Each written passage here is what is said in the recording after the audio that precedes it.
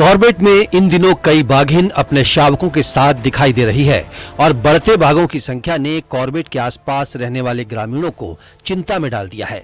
लोगों का कहना है कि बाघों की बढ़ती संख्या इंसान के साथ इनके टकराव का कारण बन सकती है। खासकर सर्दियों में यहाँ इस तरह की घटनाएं बढ़ जाती हैं। लगातार हम देख रहे हैं कि नवंबर, दिसंबर, जनवरी, फरवरी में बाघों की संख्या जो लगातार बढ़ी हुई है वो गांव की तरफ आने लगते हैं, जिससे वहां पर जो है मानव क्षति लगातार हो रही है। जितने जंगल में बाघ बढ़ रहे हैं उससे जंगल के अंदर जो लेपर्ड रहता था, जो उसके आसपास था, वो भाग के आबादी की तरफ आ रहा है और वो इंसानों के लिए खतरा बनते जा रहा है। पिछले कुछ वर्षों में हमने देखा है कि बाघों की संख्या बढ़ी है, जिस वजह से मानव वन्यजीव संघर्ष भी बढ़ा और आपस में इनकी फाइट की भी जो है घटनाएं हुई हैं। और इसी के परिणाम स्वरूप यहाँ से 5 बाघ जो है राजाजी टाइगर रिजर्व शिफ्ट किए गए और अभी और किए जाने की योजना है। कॉर्बेट में इन दिनों फेज 4 की गणना का काम अपने अंतिम चरण में है, जिसके आंकड़े जल्द ही सामने आ जाएंगे। बाघों की बढ़ती संख्या जहां कॉर्बेट में प्रोजेक्ट टाइगर की सफलता को दिखाता है, वहीं ये बहुत बड़ी चुनौती भी लेकर आता है।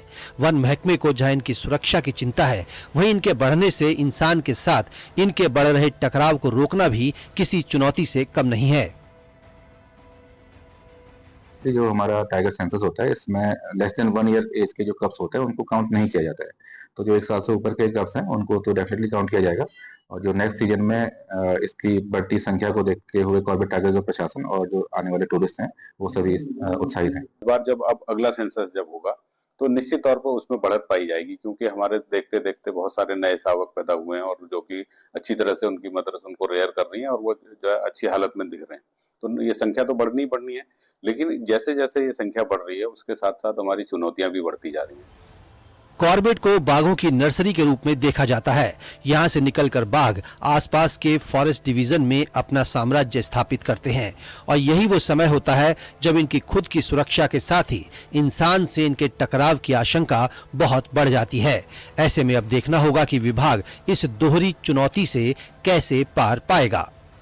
न्यूज़ 18 के लिए रामनगर से गोविंद पाटनी की रिपोर्ट। और अब एक नजर टॉप न्यूज पर। पीएम के मन की बात कार्यक्रम का 123वां एपिसोड। पीएम मोदी ने योग दिवस पर दिव्यांगों की भागीदारी और योग की वैश्विक ताकत को सराहा। 3 जुलाई से पवित्र अमरनाथ यात्रा शुरू, देश भर में श्रद्धालुओं की तैयारियां तेज। पीएम मोदी ने मन की बात में किया जिक्र।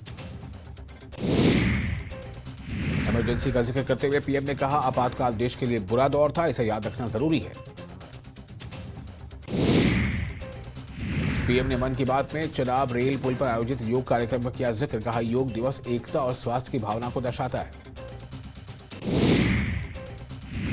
एलजी मनोज सिन्हा ने अनंतनाग